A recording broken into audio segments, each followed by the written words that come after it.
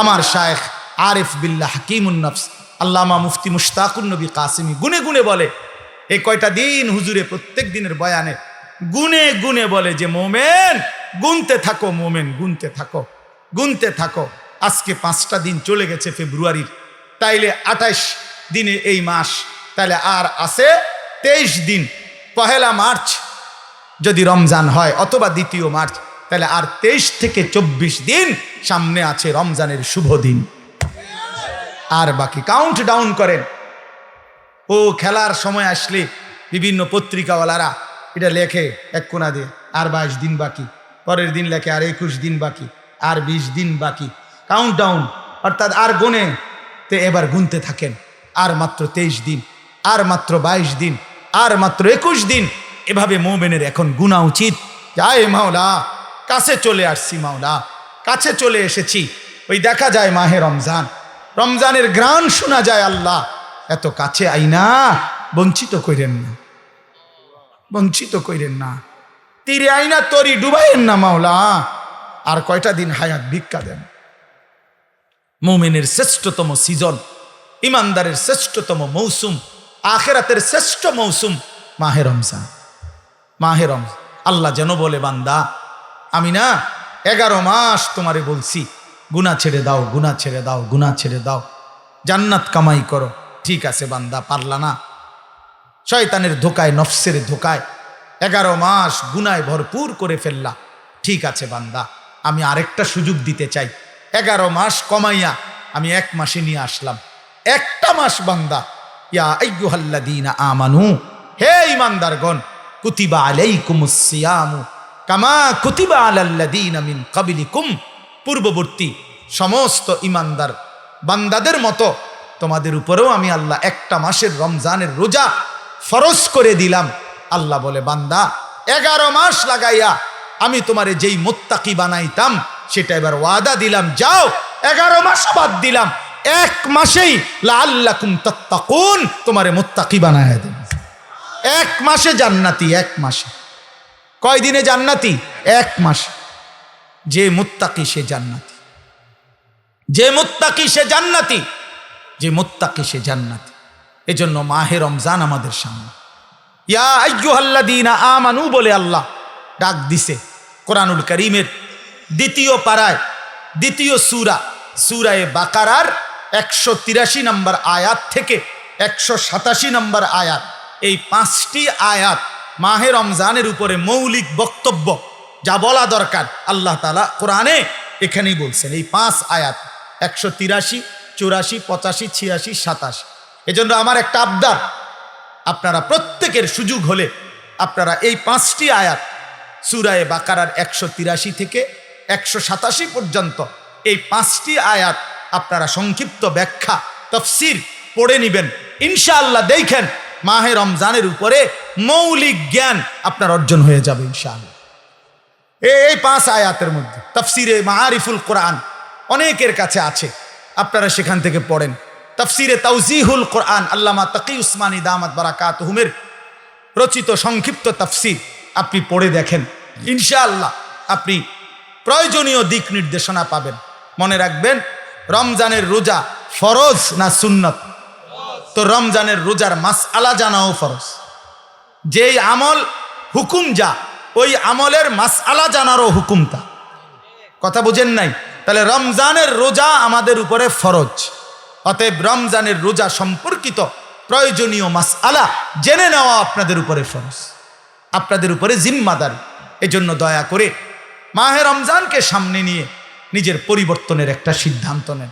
আল্লাহ এখানে বলছেন, হে ঈমানদার, ইয়া আইয়ুহাল্লাযীনা আমানু, মুমিন আমি তোমারে ডাক দিলাম, তুমি আমার রোজাটা পালন করো, আমার রমজানটা কদর করো, 1টা মাস গুনাহ থেকে বাঁচো, 1টা মাস আমার বন্দিগিতে লেগে থাকো।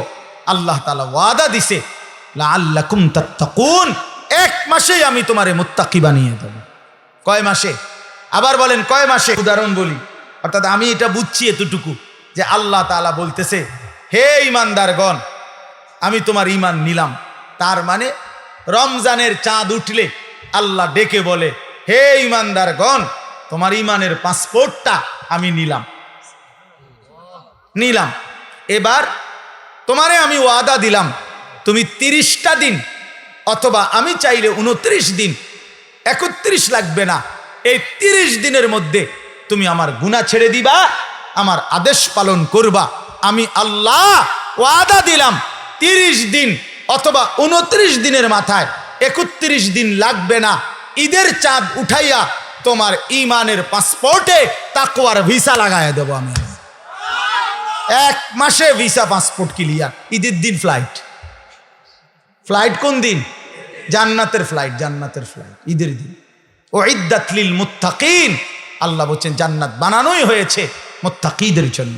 এজন্য গুনেন গুনেন গুনেন। আর মাত্র 23 দিন, যেটা আমি বলছি আলহামদুলিল্লাহ বদরের যুদ্ধের ঘটনার মধ্যে আছে।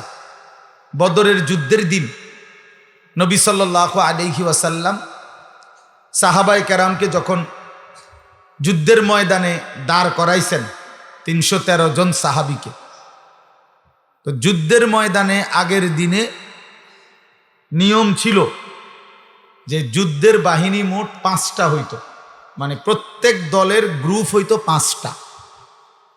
যুদ্ধে এই সম্মুখ যুদ্ধ, যে মুখোমুখি তীর তলোয়ার তরবারি ঘোড়ার যেই যুদ্ধ ছিল, সেই যুদ্ধে 5টা ভাগে ভাগ করতে হইতো যুদ্ধের সেনাবাহিনীকে। একটা হলো, এটাকে বলে মুকাদ্দামাতুল জাইশ, অর্থাৎ অগ্রবর্তী বাহিনী, যারা যুদ্ধের মূল ময়দানে আগেই পৌঁছে যাবে। এরপরে মাঝখানে হলো যুদ্ধ অবস্থায় হলো 4টা বাহিনী।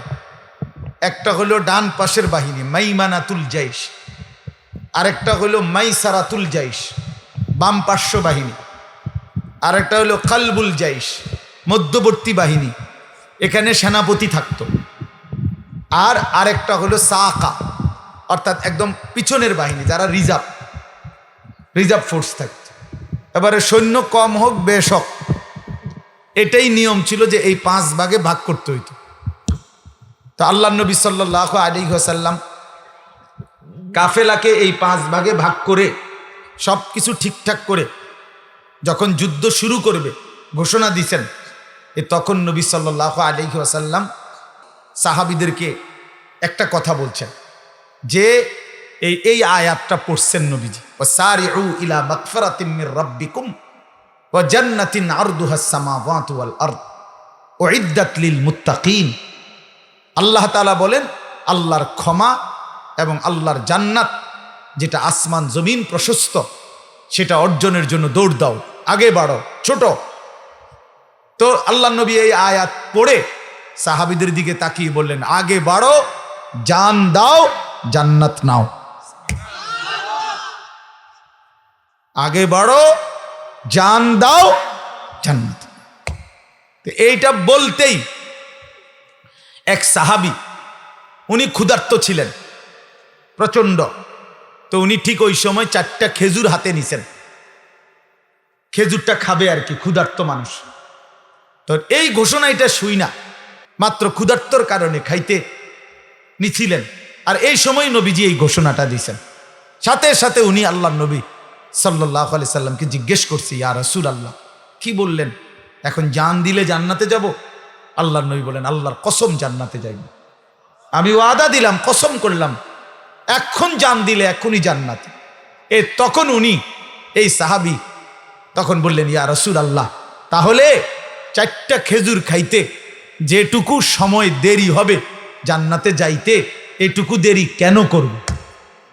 এখন জান দেব, এখন জান্নাতে যাব। এই জন্য 4টা খেজুর আরেকজনের হাতে দিয়ে যুদ্ধের ময়দানে ঝাঁপাইয়া পড়ছেন, শহীদ হয়ে জান্নাতি হয়ে গেছে। এই ছিল সাহাবায়ে কেরামের কলিজার মধ্যে ফিকির ছিল এটা।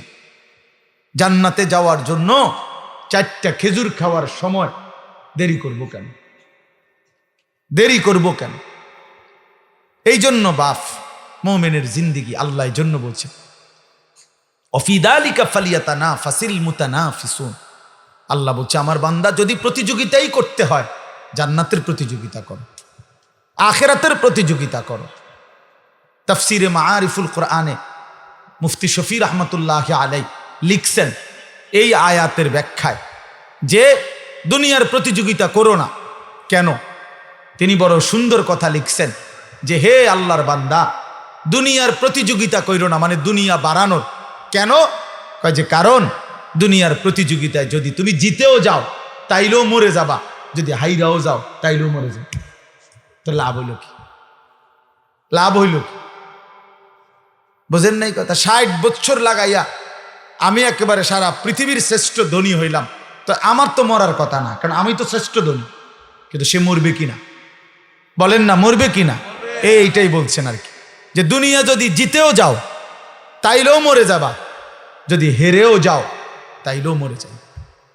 কোরআন শরীফে আছে আল্লাহ তাআলা বলছে যত লোককে আমি আল্লাহ জাহান্নামে ফেলবো, মানে যত লোক জাহান্নামী হবে সমস্ত লোকের পরিচয় একত্রে উলাইকা হুমুল গাফিলুন। সরাসরি কোরআন শরীফ আল্লাহ বলেন এরা কেন জাহান্নামী হলো? কারণ এরা সকলেই ছিল গাফেল। কি ছিল বাপ? গাফেল। কোরআন শরীফে আছে আল্লাহ তাআলা আমাদের নবী সাল্লাল্লাহু আলাইহি সাল্লামকে বলছেন, নবীজিকে বলছেন, আচ্ছা নবীজি আল্লাহ তাআলার স্মরণ থেকে গাফেল ছিলেন কতক্ষণ? সপ্তাহে কোন দিন? 24 ঘন্টার মধ্যে কখন? কখনোই না। আম্মা জান আয়েশা রাদিয়াল্লাহু তাআলা আনহা বলেন, নবীজির স্ত্রী কানা রাসূলুল্লাহ সাল্লাল্লাহু আলাইহি ওয়াসাল্লাম ইয়াযকুরুল্লাহ ফি কুল্লি আহইয়ানিহি। তিনি বলেন আল্লাহর নবী সাল্লাল্লাহু আলাইহি সাল্লাম সর্বদাই আল্লাহ তাআলার স্মরণ করতেন। ফি কুল্লি আহইয়ান, সর্বদাই আল্লাহ তাআলার জিকির করতেন, স্মরণ করতেন। তাহলে যিনি সারাক্ষণ আল্লাহকে স্মরণ করতেন সেই তাকে, নবীকে আল্লাহ কোরআনে বলছেন ওয়ালা তাকুম মিনাল গাফিলিন। নবীজিকে বলছে, বন্ধু আপনাকে বলছি গাফেলদের অন্তর্ভুক্ত হইয়েন না। আপনি কে? আমি কে? বলেন। নবীজিকে যদি আল্লাহ কথা বলে যে বন্ধু আপনি গাফেলদের অন্তর্ভুক্ত হইয়েন না, আমাদের জন্য কি পরিমাণ তাকিদ, আমাদের জন্য কি পরিমাণ গুরুত্ব দেওয়া উচিত, গুরুত্ব দেওয়া উচিত। আমাদের একজন বড় বুজুর্গ ছিলেন, বাংলাদেশে একসময় আসতেন পাকিস্তান থেকে। অনেক বড় এক বুজুর্গ আলেম, ওয়াইজ, আওলাদে রসুল সৈয়দ আব্দুল মজিদ নদীম সাহেব রহমতুল্লাহ আলাইহ। ছোটবেলায় আমরা কুমিল্লা কান্দিরপাড় টাউন হল মাঠে অথবা ঈদগাহ মাঠে উনি বয়ান করতেন। আন্তর্জাতিক ইসলামী মহাসম্মেলন হইতো আগে সারা বাংলাদেশে, বিভিন্ন জেলায়। উনি 1 মাস 1.5 মাস সফর করতেন বাংলাদেশে। আমরা যখন ছাত্র ছিলাম তখন ওনার বয়ান শুনতাম, এত সুন্দর বয়ান করতেন। আল্লাহর কোরআন যখন পড়তেন মনে হইতো যেন আসমান থেকে নাজিল হইতেছে। তো বলতেছিলাম এই উনি পাকিস্তানের এই হজরত এখন ইন্তেকাল করছেন, আরো অনেক দিন হয়েছে। ওনার ছেলে এখন বড় ওয়াইজ। এই কিছুদিন আগেও বাংলাদেশে উনি হজরত মাওলানা ফয়সাল নদীম উনি বয়ান করে গেছেন বাংলাদেশের, প্রায় 15-20 দিন ছিলেন, এই কয়েকদিন আগে গেল। তো উনি সবসময় তসবিহ পড়তেন, হাতে তসবিহ রাখে পড়তেন। তো উনি একদিন বয়ানের মধ্যে বলছেন ইউরোপে কোনো এক দেশে উনি বয়ানে গেছেন। তো ওইখানকার এক মুসলিম যুবক ওনাকে জিজ্ঞাসা করছে যে হজরত আপনি যে হাতে তসবিহ ব্যবহার করেন এটা কি? তখন উনি বলছেন যে এটা মুদাক্কেরা, এটা আমাকে স্মরণ করিয়ে দেয়। তো কি স্মরণ করিয়ে দেয়? আমাকে একটু পর পর এটা হাতে থাকলে আমার আল্লাহর জিকিরের কথা স্মরণ করায় দেয়, হাতে লাগলে আমার এটা তখন মনে পড়ে, তো আমি কিছুক্ষণ আবার আল্লাহকে ডাকি, জিকির করি, এই জন্য এটা আমার স্মরণ করায় দেয়। তখন ওই যুবক, কথাটা খেয়াল করে, ওই যুবক তখন ওনাকে বলছে আচ্ছা হজরত নবী সাল্লাল্লাহু আলাইহি ওয়াসাল্লাম তিনি এই তসবিহ মানে এই দানাওয়ালা এগুলো এটা ব্যবহার করতেন, এটা ব্যবহার কর। অর্থাৎ উনি বলেন যে সে আমার কাছে এটাই জানতে চাচ্ছিল যে নবীজি এটা ব্যবহার করছেন কিনা, আপনি যে ব্যবহার করেন। তখন উনি বলেন, আমি তাকে বললাম হ্যাঁ যুবক তোমার প্রশ্ন তো ঠিক আছে, নবীজি এটা ব্যবহার করতেন কিনা, কিন্তু আগে তুমি কি এটা জানো যে নবী সাল্লাল্লাহু আলাইহি সাল্লাম আল্লাহকে ভুলতেন কিনা? বুঝেন নাই কথা? নবী সাল্লাল্লাহু আলাইহি সাল্লাম আল্লাহকে ভুলতেন কিনা? তিনি তো আল্লাহকে কখনোই ভুলতেন না। তা আমি তো প্রথমেই বলছি এইটা তো ওই ব্যক্তির জন্য যে ভুলে যায় তার মাওলাকে, এটা মনে করায় দেয়। আল্লাহর নবী এটা কেন ব্যবহার করবেন? তিনি তো 24 ঘন্টাই আল্লাহকে স্মরণ করতেন। ওনারে আবার মনে করাই দিবে কি? ও দরকার কি? তো এই জন্য বললাম বাপ, ওয়ালা তাকুম মিনাল গাফিলিন, গাফেল না হওয়া, গাফেল না। মুমিন গাফেল হয় না, মুসলমান গাফেল হয় না। মুসলমান গাফেল হয় না, এক ধ্যানে থাকে, এক ফিকিরে থাকে, আখিরাতের গন্তব্যের দিকে তাকিয়ে থাকে। আল্লাহর নবী সাল্লাল্লাহু আলাইহি ওয়াসাল্লাম হাদিসের মধ্যে আছে, সাহাবায়ে কেরাম নবীজির চেহারার স্বাভাবিক অবস্থার বর্ণনা দিতেন, যে নবীজির চেহারা মুবারকের দিকে তাকাইলে স্বাভাবিকভাবে কি মনে হইতো, কি মনে হইতো? তো সাহাবীরা বলতেন, নবীজি সাল্লাল্লাহু আলাইহি সাল্লামের চেহারা মুবারকের দিকে তাকাইলে 24 ঘন্টা মনে হতো মুতাওয়াসিলাল আহজান দাইমাল ফিকর, তিনি সর্বদাই চিন্তা করতেছেন এবং কোনো না কোনো ফিকির করছেন, কোনো না কোনো। আর কাকে বলা যায়, আর কিভাবে বলা যায়, আর কেমনে বলা যায়, আর কার কাছে যাওয়া যায়, কেমনে আল্লাহর দ্বীনের কথা বলা যায়, কিভাবে এক এক আমাদের বিশ্ব ইস্তেমার দ্বিতীয় দিনের বাদ বা গ্রিব বয়ানে হযরত মাওলানা আহমদ লাট সাহেব দামাত বারাকাতুহুম, জগৎ বিখ্যাত এই মহা বুজুর্গ, মহান মনীষী, উনি ওনার বয়ানের মধ্যে বলতেছিলেন, আমি ময়দানে বসেই শুনতেছিলাম, হযরত বলছেন রাসূলুল্লাহ সাল্লাল্লাহু আলাইহি সাল্লামের 24 ঘন্টা ফিকির ছিল এক এক আল্লাহর বান্দা কিভাবে জাহান্নাম থেকে বাঁচবে। সাহাবায়ে কেরামের মৃত্যু পর্যন্ত ফিকির ছিল যে আল্লাহ পাকের এক এক বান্দা কেমনে জাহান্নাম থেকে বাঁচে, জাহান্নাম থেকে বাঁচে, জাহান্নাম থেকে বাঁচে।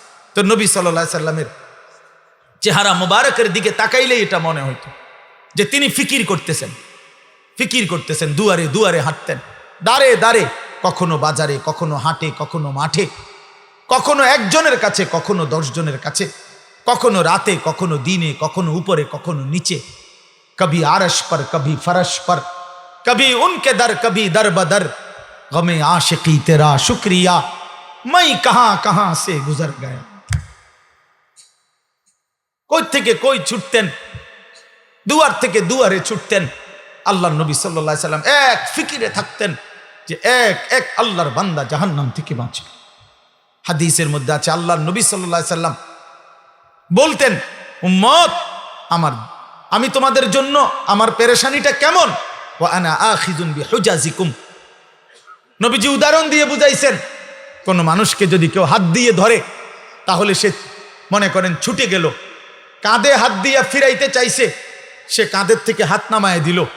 কিন্তু কেউ যদি কাউকে সর্বোচ্চ মহব্বত করে তারে ফিরাইবার জন্য, বাঁচাইবার জন্য কোমরে জড়াইয়া ধরে, কোমর মানে কোমরের মধ্যে যদি আমজা দিয়া শক্ত করে ধরে, এই লোকটা ছুটবে কেমনে? কথা বোঝেন নাই? এই লোকটা ছুটবে কেমনে? আল্লাহর নবী বলেন, আল্লাহর কসম উম্মত, আমি চাই তোমার এক এক উম্মতকে কোমরে জড়াইয়া ধরে ধরে জাহান্নামের আগুন থেকে বাঁচাইতে। কোমরে জড়ায়, কোমরে জড়ায় ধরা। এই জন্য দোস্ত, মুমিন গাফিল হয় না, মুমিন গাফিল হয় না। যার সামনে আখিরাত, সে গাফিল হবে কেন? যার সামনে কবর, সে গাফিল হবে কেন? যার সামনে হাসরের ময়দান, সে গাফিল হবে কেমন? আল্লাহ তাআলা কুরআনুল কারীমে বলছেন, ফাকাইফা তাত্তাকুনা ইন কাফারতুম ইয়াওমান ইয়াজআলুল বিলদানা শিবা।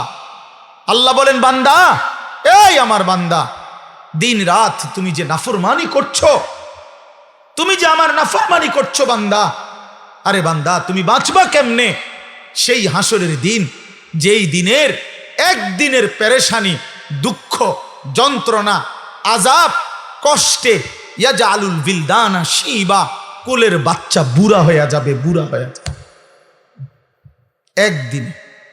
সূরা মুজাম্মিলের আয়াত। আমার জীবনে আমি কোরআনের সবচেয়ে বেশি ভয় পাই এই আয়াত। আমার মাদ্রাসায় প্রত্যেক দিন জোহরের পরে এই সূরা পড়ে, এটা একটা আমল আমাদের। এই আয়াত এটা পড়লেই আমার শরীরটা কাঁপ দিয়ে ওঠে। ফাকাইফা তাত্তাকুনা ইন কাফারতুম ইয়াওমান ইয়াজআলুল বিলদানা শিবা। আল্লাহ বলেন, নাফরমানি করছো কেমনে বান্দা?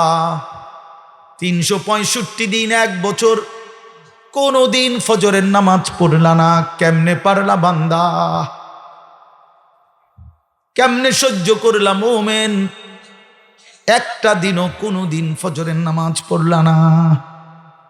মুসলমান এত নির্মম হয় কিভাবে? ইমানদার এমন জালেম কেমনে হয় বান্দা? কিভাবে সম্ভব? 365 দিন কোনো দিন একটা বারও ফজরের সেজদা দিলা না। ফাকাইফা তাত্তাকুনা ইন কাফারতুম, কেমনে বাঁচবা বান্দা কেমনে? একদিনেই তো হাসরের ময়দানে কোলের বাচ্চা বুড়া হয়ে যাবে। ফাবিআইয়ি হাদিসিন বাদাহু ইউমিনুন, আল্লাহ কোরআনে বলে বান্দা আমি 23 বছর কোরআন নাজিল করেছি, 30 পারা কোরআন নাজিল করেছি বান্দা। সর্বশ্রেষ্ঠ ফেরেশতা জিবরাইলকে দিয়ে পাঠিয়েছি। আমার কলিজার টুকরা সর্বশ্রেষ্ঠ রাসূল আমার সবচেয়ে প্রিয় বন্ধুর কাছে নাজিল করেছি।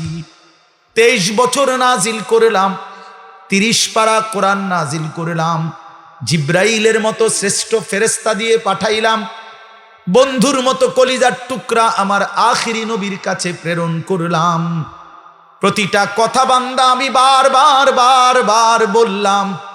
এবার আল্লাহ জিজ্ঞেস করে বান্দা এরপরে আর আমি কেমনে বললে, কতবার বললে, আর কোন কিতাব নাজিল করিলে, আর কাকে বললে, কেমনে বললে, আর কার কাছে নাজিল করিলে তুমি বান্দা আমার কথা মেনে নিতা? তুমি বলো। বলেন যুবক ভাই যারা নামাজ পড়েন না, প্রিয় ভাই আমার, বন্ধু আমার, তোমার মালিক তোমারে আর কতবার বললে তুমি সেজদা দিতা? 23 বছর বলেও মনটা গলাইতে পারলো না। 30 পারা কোরআন নাজিল করলেও দিল গলাইতে পারলো না। আর কতবার বললে ইয়া আইয়ুহাল্লাযীনা আমানু, হে ঈমানদারগণ।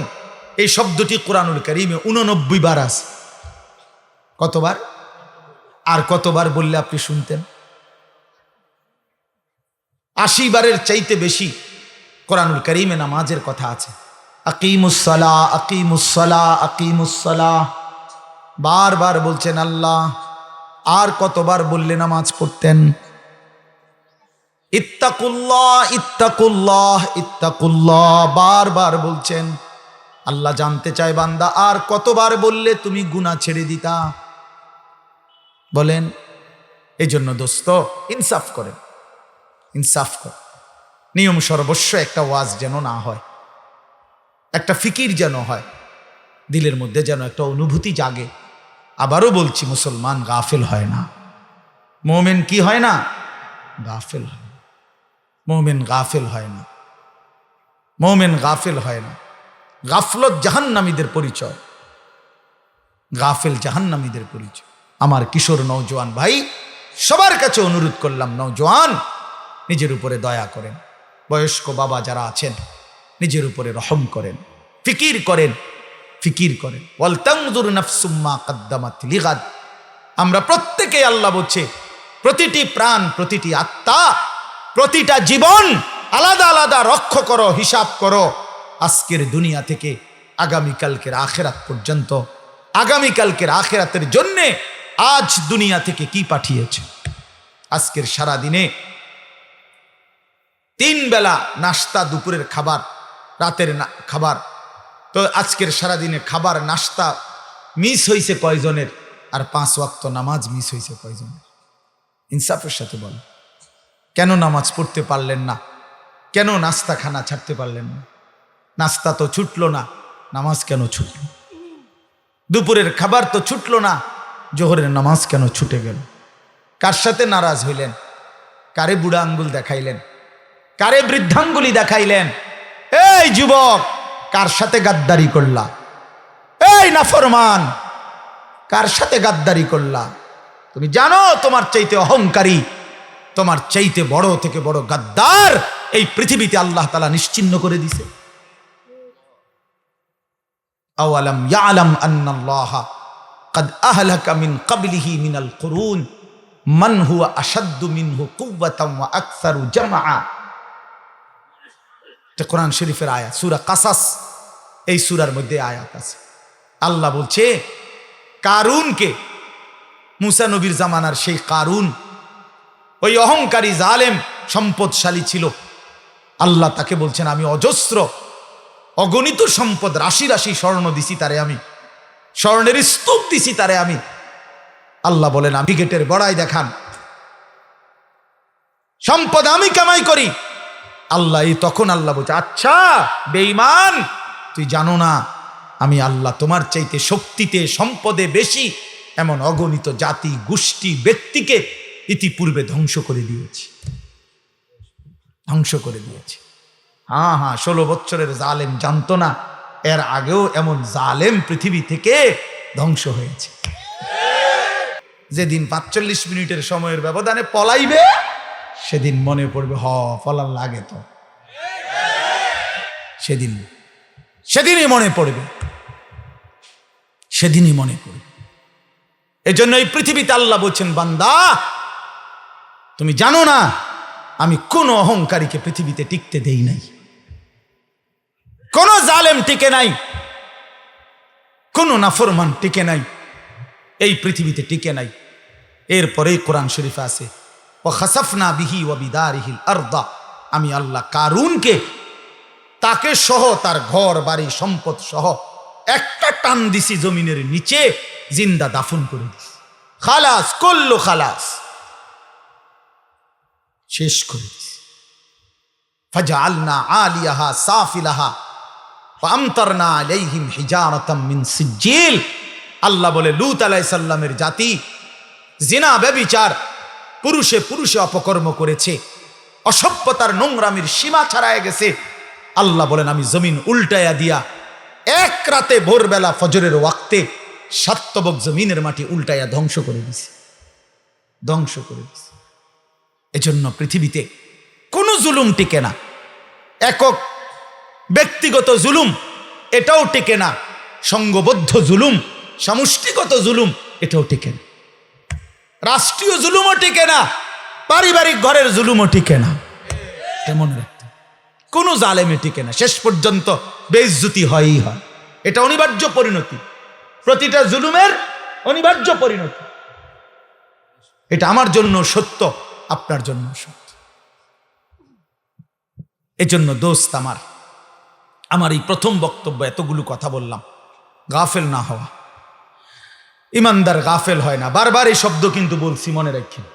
কি হয় না? মোমেন বলেন, বাবা বলেন, মোমেন গাফেল হয়। কেন ভুলে গেলেন আল্লাহকে? একটা অটো চালাইতে চালাইতে নামাজের সময় নাই কেন? একটা সিএনজি চালাইতে চালাইতে নামাজের টাইম নাই। কয় টাকা বেতনের চাকরি করেন জানি না আমরা? যারা চাকরি করেন কয় টাকা বেতন? 30,000, 60,000, 90,000 টাকা, 1 লাখ টাকা মাসে ইনকাম। এক মাসে নামিয়া 30 দিনে 1 লাখ টাকা কি খুব বেশি কোনো টাকা নাকি? 30 দিনে 30,000 টাকা কি খুব বেশি টাকা নাকি? মাত্র 30,000 টাকার জন্য আল্লাহকে ছেড়ে দিলেন। একটা ওয়াক্ত নামাজ পড়লেন না, এই একটা বাড়ি করে, একটা বিল্ডিং কইরা, 2টা প্রাইভেট কার চালাইয়া, আস্তাগফিরুল্লাহ, এত অল্প দামে আল্লাহকে প্রত্যাখ্যান করলেন। কি দুনিয়া ভোগ করলাম আমরা বলেন? অতিরিক্ত কি দুনিয়া ভোগ করে আল্লাহকে ভুলে গেলাম। ইয়া আইয়ুহাল ইনসান মা গাররাকা বিরাব্বিকাল কারীম। আল্লাহ বলেন, হে মানুষ, আমার মতো দয়ালু মেহেরবান মালিককে ছেড়ে দেওয়ার জন্য কে তোমাকে ধোঁকা দিল? কাকে পেয়ে বন্ধু আমার মতো পরম বন্ধু বাদ দিয়ে দিলাম? মা গাররাকা বিরাব্বিকাল কারীম। এমন মেহেরবান মাওলা কেমনে ছেড়ে দিলা বান্দা? কোন মা যদি বলে 6 মাস যদি কোনো সন্তান কোনো মায়ের খবর না নেয়, একটা ফোন করে না, কোনোদিন জিজ্ঞাসাও করে না, 6 মাসের ব্যবধানে কোনো মা যদি বলে সন্তানকে, বাপ আমি তোর সেই মা যে তোরে 9 মাস গর্ভে ধারণ করেছি, আমি তোর সেই মা যে তোরে 2 বছর বুকের দুধ খাওয়াইছি। সন্তান আমার 6 মাস এমন গর্ভধারিণী মাকে কেমনে ভুলে গেলি? সেই সন্তান পাথর দিল হলেও তো দিল নরম হয়ে যাবে। তো মহান আল্লাহ পাক বলে, রব্বুল আলামিন বলে, বান্দা গত একটা বছর আমি আল্লাহ তো তোরে খাদ্য দিলাম, খাবার দিলাম, পানীয় দিলাম, আসমান জমিন গোটা কায়নাত দিয়ে তোকে আমি আল্লাহ লালন পালন করলাম। বিনিময়ে একটা বছর কোনো দিন আমি বুঝি ফজরের একটা সেজদাও পেলাম না। কেমনে পারলি বান্দা, আমার মতো মালিককে ভুলে যেতে পারলা কেমনে? কি জবাব হবে? আল্লাহর নবী সাল্লাল্লাহু আলাইহি ওয়াসাল্লাম বলবে হাসরের দিন, উম্মত 23 বছর আমি দিন রাত তোদের জন্য কেঁদেছিলাম, আমার এত চোখের পানি কেমনে প্রত্যাখ্যান করলি উম্মত? আম্মা জান আয়েশা রাদিয়াল্লাহু তাআলা আনহা বলেন, এশার নামাজের পরে আল্লাহর নবী দাঁড়িয়েছেন। নবীজির স্ত্রী আয়েশা বলে, খোদার কসম দুনিয়াবাসী, আমি দেখছি আমার স্বামী অন্ধকার রাতে দাঁড়িয়েছেন, ফজরের আজান পর্যন্ত এক দাঁড়ানোতে 2টা চোখের পানি ফেলে আল্লাহর কাছে উম্মতের জন্য গুনাহ মাফ চাইছে। হাত্তা তাওয়াররামাত কাদামাহু, হযরতে আয়েশা বলেন 2টা পা মুবারক ফুলে ফুলে গেছে। এত চোখের পানির বদলা এই ছিল নাকি? বলেন বাবা। এজন্য বাপ নবী সাল্লাল্লাহু আলাইহি ওয়াসাল্লাম 23 বছর কেঁদেছেন। তায়েফের কি পরিমাণ রক্ত ঝরিয়েছেন, উর্দু কিতাবে আছে। নবী সাল্লাল্লাহু আলাইহি সাল্লাম তায়েফ থেকে যেদিন ফিরে আসছে, এই পুরা দেহ রক্তাক্ত হয়ে, শুনেন, সারা দেহ থেকে এই পরিমাণ রক্ত ঝরেছে। নবীজির পালক পুত্র যায়েদ ইবনে হারেসা রাদিয়াল্লাহু তাআলা আনহু, তিনি সাথে ছিলেন ওই সফরে, তায়েফের সফরে। উনি বলেন, আল্লাহর নবী সাল্লাল্লাহু আলাইহি সাল্লামের দেহ মুবারকের রক্ত পায়ের জুতার সাথে পায়ের তালু এইভাবে জমাট বাইধা গেছে রক্তে, আমি খুলতে পারতেছিলাম না। হযরতে যায়েদ বলেন, আমি নবীজির পবিত্র রক্ত দেহের আমি আমার গায়ে মাখতেছিলাম, এত রক্ত ঝরাইছে বাপ। উর্দু কিতাবের মধ্যে আছে, আল্লাহর নবী সাল্লাল্লাহু আলাইহি সাল্লাম এই রক্ত মাখা দেহ নিয়ে তায়েফের সীমানা থেকে একটু সামনে মক্কা না নাখলা একটা জায়গায় একটা আঙ্গুর খেজুরের বাগানে ঢুকছে এই রক্ত মাখা শরীর নিয়ে। ঘটনাচক্রে নবীজির একজন সবচেয়ে বড় দুশ্মন মক্কার উতবা, আপনারাও নাম শুনছেন, আবু জেহেল, আবু লাহাব, উতবা, সাইবা, নবীজির বিরোধিতাকারী মক্কার কুরাইশদের অন্যতম একজন ছিল উতবা। এই উতবার বাগান ছিল এটা, এই যেই বাগানে নবীজি ঢুকছে রক্ত মাখা দেহ নিয়ে। ঘটনাচক্রে ওই সময় এই উতবা কাফের মক্কার নবীজির দুশ্মন, সে বাগানে ছিল। সে তাকাইয়ে দেখছে আল্লাহর নবী সাল্লাল্লাহু আলাইহি সাল্লামের এই রক্ত মাখা দেহ তায়েফের ময়দান থেকে এসে তিনি ঢুকছেন। আল্লাহর কসম বাপ, এক কাফের যে মৃত্যু পর্যন্ত ঈমান আনে নাই, বদরের যুদ্ধের দিন এই উতবা নিহত হয়েছিল, এই তায়েফের এই রক্ত মাখা দেহ দেখে এই উতবা নামের এই বেঈমান চিৎকার করে বলছিল, হায় তায়েফবাসী, এক মানুষকে কেমনে এতটা মারা মারলি, আমার ভাতিজারে তোরা কেমনে এত পাথর মারলি। আমরাও তো আমার ভাতিজার আজকে 11 বছর, নবীজি 11 বছর পরে 40 বছরে ইসলাম প্রচারের 11তম বছরের মাথায় তায়েফ গেছিলেন। আমরা তো গত 11টি বছর কোনোদিন এত বিরোধিতা সত্ত্বেও ভাতিজারে এইভাবে পাথর মারি নাই। এক কাফেরের কলজার মধ্যে আঘাত লাগছে, চোখের পানি আসছে, আর উম্মত কত শতবার এই কথা শুনছে, কিন্তু মোটেই মনে করে না। এই দিল কত বড় পাষাণ দিল, যে তার নবীর সাল্লাল্লাহু আলাইহি সাল্লামের কথা কখনোই মনে পড়ে না। বলেন বাপ। এই জন্য আমি আবার বললাম, আমি একটা আয়াত, আপনাদের পরিচিত আয়াত পড়ছি। আমার প্রথম কথা, গাফেল না হই। মোমেন গাফেল হয় না। অনেক কিশোর নওজোয়ান, অনেক যুবক ভাই, আপনাদের সবার কাছে অনুরোধ বাপ, জিন্দেগির কদর করেন, হায়াতের কদর করেন। আমরা মুসলমান, আমরা ইমানদার, আমরা মোমেন। আল্লাহ নবী সাল্লাল্লাহু আলাইহি সাল্লাম বলছেন, কুনু আবনা আল আখিরা ওয়ালা তাকুনু আবনা আদ দুনিয়া। শুনেন বাপ, নবীজি বলছেন, উম্মত আখিরাতের পরিচয়ে পরিচিত হও, দুনিয়ার পরিচয়ে পরিচিত হও না। দুনিয়ার পরিচয়ে পরিচিত হও না, আখিরাতের পরিচয়ে পরিচিত হও। ইরতাহালাতিদ দুনিয়া মুদবিরা ওয়ারতাহালাতিল আখিরাতু মুকবিলা। নবীজি বলেন, উম্মত প্রতিনিয়ত দুনিয়া তোমার পিছনে যাচ্ছে, প্রতিনিয়ত আখিরাত তোমার আগে সামনে আসছে। প্রতি ঘন্টা যায় তো দুনিয়া আমার পিছনে যায়, প্রতি ঘন্টা যায় তো আখিরাত 1 ঘন্টা আমার সামনে আগায়। ঠিক কি না বলেন? এজন্য আল্লাহ নবী বলেন, আখিরাতের পরিচয় পরিচয় হও, দুনিয়ার পরিচয় না। লোকে যদি বলে সুদখোর, ঘুষখোর, জিনাখোর, মদখোর, গাঁজাখোর, পুট্টাখোর, বাবাখোর, ইয়াবাখোর, হারামখোর, লম্পট, চরিত্রহীন, চোর, ডাকাত, ছিনতাইকারী, দুর্নীতিবাজ, লম্পট, বেহায়া, বেপর্দা, এই বন্ধু, এগুলো তো দুনিয়ার পরিচয়ে পরিচিত হইলা। কিন্তু মুমিনের পরিচয় হওয়া উচিত, লোকটা দিনদার, লোকটা মুত্তাকি, লোকটা নামাজি, লোকটা সিজদাওয়ালা, লোকটা জিকিরওয়ালা, লোকটা তাসবিহওয়ালা, তাহাজ্জুদওয়ালা, তেলাওয়াতওয়ালা, লোকটা আল্লাহওয়ালা। এমন পরিচয় লাগাও। আখিরাতের পরিচয়। কোন পরিচয়?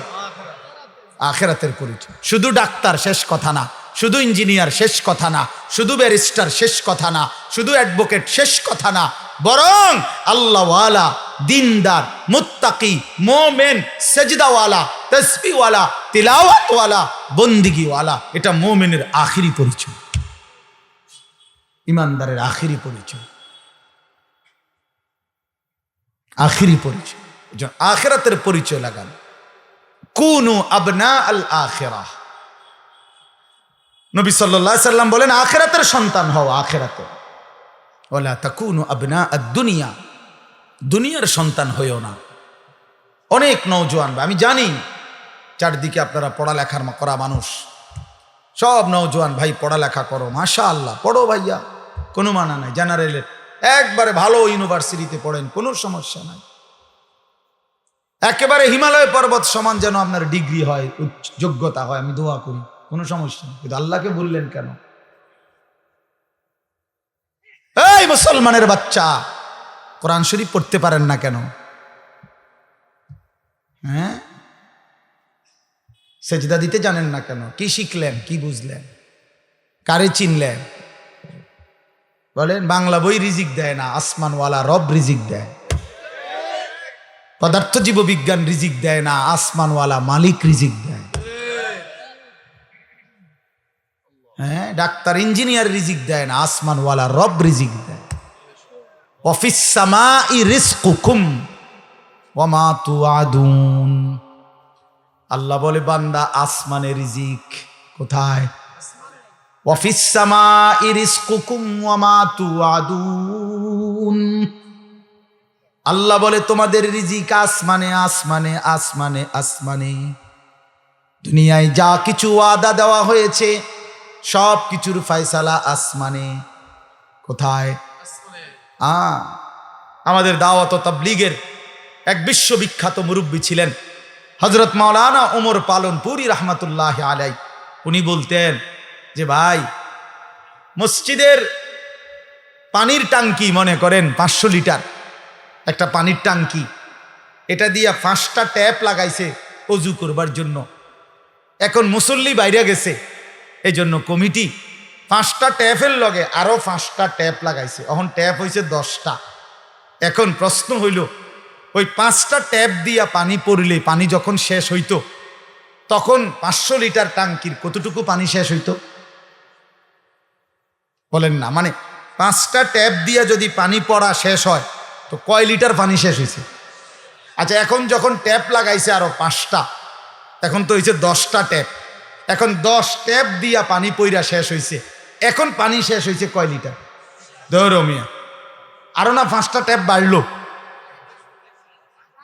কথা বলেন না কেন? হ্যাঁ হ্যাঁ, বুঝছেন কি না? বলেন না কেন? এখানে ট্যাপ বাড়লে কোনো লাভ নাই, পানির টাঙ্কি তো কয় লিটার? তাইলে বাড়াইতে হইলে কোনটা বাড়াইতে হইব? টাঙ্কি 1000 লিটার করতে হবে। উনি এই কথাটা বলতেন যে, বান্দা, বোঝা উচিত আমাদের, হে আল্লাহর বান্দা, তুমি তোমার হাজারো ধান্দা বাড়াইয়া লাভ নাই, আসমানওয়ালার ফয়সালা যেটা ওইটাই কার্যকর হবে, ওইটাই কার্যকর হবে। এন্ডিয়া ট্যাপ বাড়াইয়া লাভ নাই, ওইখানে আসমানওয়ালার কাছে বাড়ানো উচিত। ওয়াফিস সামাই রিজকুকুম, রিজিক তো আসমানে, ফয়সালা তো আসমানে, ফয়সালা তো আসমানে। ওমা মিন দাব্বাতিন ফিল আরদ ইল্লা আলাল্লাহি রিজকুহা, আল্লাহ তাআলা বলছেন রিজিকের ফয়সালা আমার হাতে।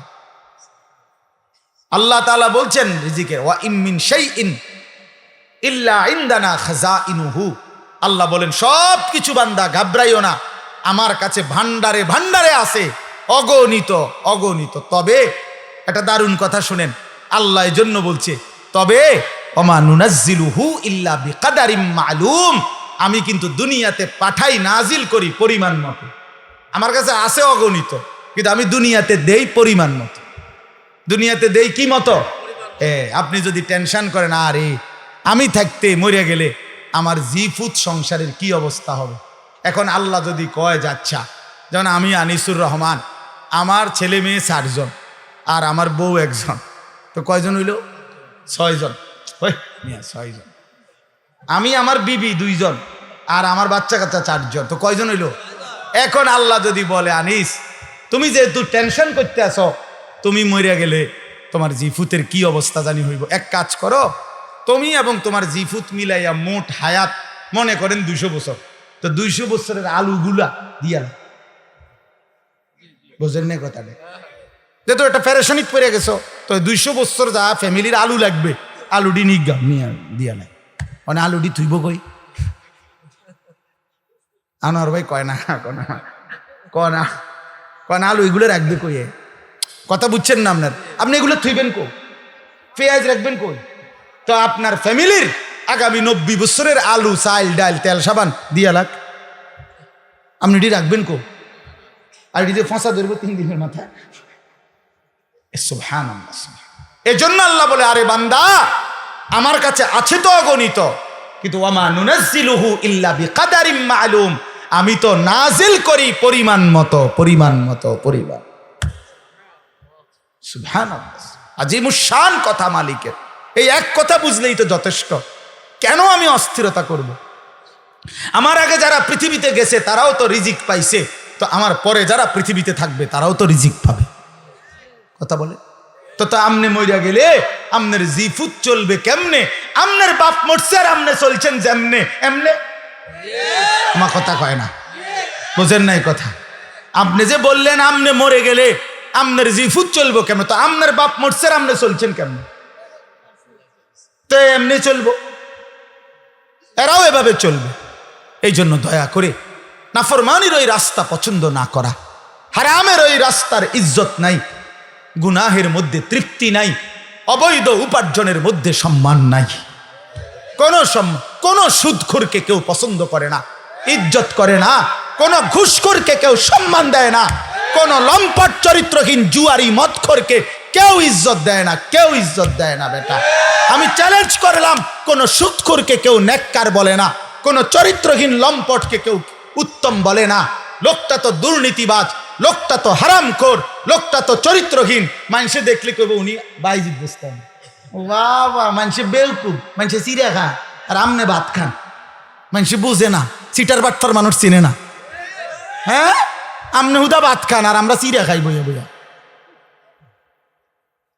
অতএব নাফরমান নাফরমান হিসাবেই পরিচিত হয়, ইমানদার ইমানদার হিসাবেই পরিচিত হয়। হ্যাঁ, এজন্য দোস্ত আরবি একটা প্রবাদ আছে, আমরা ছাত্র জীবনে পড়ছি, ওয়াফিকা উয়ুবুন ওয়ালিন্নাসি আয়ুনুন। আরবিতে বলে তোমারও দোষ আছে, মানুষেরও চোখ আছে। বুঝেন নাই? তোমারও কি আছে, মানুষেরও কি আছে। ওয়াফিকা উয়ুবুন, তোমারও আয়েব আছে ভরা, ওয়ালিন্নাসি আয়ুনুন, মানুষেরও চোখ আছে। আড়াল করবা কেমন? লুকাইবেন কেমনে? লুকাইবেন কেমনে? এজন্য আল্লাহ নবী সাল্লাল্লাহু আলাইহি সাল্লাম বলছেন, রাত গভীরের একাকিত্বের গুনাহ যদিও সে ভেবেছিল জগতের কেউ দেখে নাই, খোদার কসম আল্লাহ নবী সাল্লাল্লাহু আলাইহি সাল্লাম বলেন একাকিত্বের সেই গুনাহটাও দিনের আলোর প্রকাশ্যে আল্লাহ তাআলা তার চেহারার মধ্যে ভাসিয়ে দেন। এজন্য মানুষ দেখলেই বুঝে আরে তারে দেখতে দি ফুটটা ঘোরের মতো লাগে। আল্লাহর নবী সাল্লাল্লাহু আলাইহি সাল্লাম বলছেন আবার, ইজা কাসুরা সালাতুহু ফিল লাইল হাসুনা ওয়াজহুহু ফিন নাহার। রাতের অন্ধকারে যার নামাজের সেজদা বাড়ে, আল্লাহর নবী সাল্লাল্লাহু আলাইহি সাল্লাম বলেন দিনের আলোতে তার চেহারার সৌন্দর্য উজ্জ্বলতাও বাড়ে। অতএব একাকিত্বের গুণও দিনের আলোয় মানুষ টের পায়, একাকিত্বের সেজদাও দিনের আলোয় মানুষ টের পায়। মানুষ ঠিকই বুঝে। এই জন্য আমরা প্রিয় ভাই, আমরা মুসলমান, আমরা মুমিন, আমরা গাফেল হলে চলবে না। আমাদের জিন্দিগি আখেরাত, আমাদের জিন্দিগি আখেরাত। বলেন আমাদের জিন্দিগি কি? আমাদের প্রস্তুতি আখেরাত, আমাদের রাত আখেরাতের জন্য, আমাদের দিন আখেরাতের জন্য, আমাদের হাসি আখেরাতের জন্য, আমাদের কান্না আখেরাতের জন্য, আমাদের 24 ঘন্টার জিন্দিগি আখেরাতের জন্য, আখেরাতের জন্য। অনেক শিক্ষিত মানুষ আছেন, আপনারা অনেক সময় আমগরে বলেন বিদ্রুপ করে যে হুজুররা, মোল্লা মৌলবীরা আর কিছু জানে না, কেবল আসমানের উপরের কথা আর মাটির তলের কথা বলে। আমিও বলি ভাই, এর দূরে যদি আল্লাহ আমার জন্য কবুল করে যথেষ্ট। আপনি আরও কইয়েন, কোনো অসুবিধা নেই। আমরা এর দূরে জানি, আপনি মনে করেন আমি আপনি যে দূর বুঝছেন ওই এর দূরে, আমি এর দূরে বুঝি। আমি আসমানের উপরের কথা আর মাটির তলের কথাই জানি, মাঝখানের কথা জানি না, বাকি আমি ভাত তরকারি খাই, দুপুরে ভাত খাইছি, বুঝলেন না? খানা অসুবিধা হয়েছেন, আপনি যে বেশি বুঝা বেশি ভাত খাইয়ে লাইছেন এমন, আপনি কোনো বালতি দিয়ে ভাত খান না, প্লেট দিয়ে। আমরাও প্লেট দিয়ে ভাত খাই। আপনি আহামরি কি দুনিয়া ভোগ করছেন? কি দুনিয়া ভোগ করছেন? কোন নাফরমান দুনিয়া বেশি কি ভোগ করছে যেটা ইমানদার ভোগ করে না? কথা বলেন না কেন? কোন নাফরমান কোনান দিয়ে আগায় গেছে, আমরা পিছায় গেছি। এখন বাজে 11টা 28। আজকে যারা আমরা 5 ওয়াক্ত নামাজ পড়ছি, আমগো এখন 11টা 28 বাজে। আজকে যারা সেজদা দেয় নাই, ওই নাফরমানদের এখন কয়টা বাজে? তো হেইতে কয়টা কোনায় আগাইলো? সে কি আগায় গেছে বেটা? বলেন, পরিচয় দেন, ইনসাফ করে বলেন। আজ ইমানদারের যদি এখন বুধবার হয় সেজদাওয়ালার, তো নাফরমানের কি এখন শনিবার? তো তাইলে তুমি কি আগাইলা? আল্লাহকে নারাজ করে কি আগাইলেন? আল্লাহকে নারাজ করে কি আগাইলেন? আখেরাত ভুলে কি আগাইলেন? কি খাইলেন এক মুসলমান বাবা? বলেন, খুব বেশি দুনিয়া উপার্জন করে কি খাইলেন? বাজারে আছে কিতা? প্রত্যেকটা দিন বাজারের মধ্যে গেলে নির্ধারিত কয়েকটা তরকারি ছাড়া আর কিচ্ছু নাই, আর কিচ্ছু নাই। ফুলকপি, ফাতা কপি, হ্যাঁ ফুলকপি আর ফাতা কপি, ফাতা সিম সইমের দানা, ফাঙ্গাস, তেলাফিয়া, ফার্মের মুরকা, কক মুরকা, শাক খায়, ভেজিটেবল খায়। আর ইংরেজি মারেন কীর্তেন শাকে না, ইংরেজি কইলি কি আর একটা আলগা কিছু হয়ে যায় না? সারে ভেজিটেবল খায়, সারে ভেজিটেবল খান, সারে শাক খায়, মূলার শাক, পুঁই শাক, পালং শাক, কলমির শাক। তাহলে আহামরি দুনিয়া কি ভোগ করি আমরা? এটুকুর জন্য আখেরাত ছেড়ে দিলাম। ইনসাফ এটা বাপ। আল্লাহ আমাদেরকে বুঝ দান করে, আল্লাহ আমাদেরকে বিবেক দান করে, আমাদের পরিবর্তনের, আমাদের জিন্দিগি গঠনের একটা বড় সুযোগ আমাদের সামনে মাহে রমজান। বলেন আলহামদুলিল্লাহ।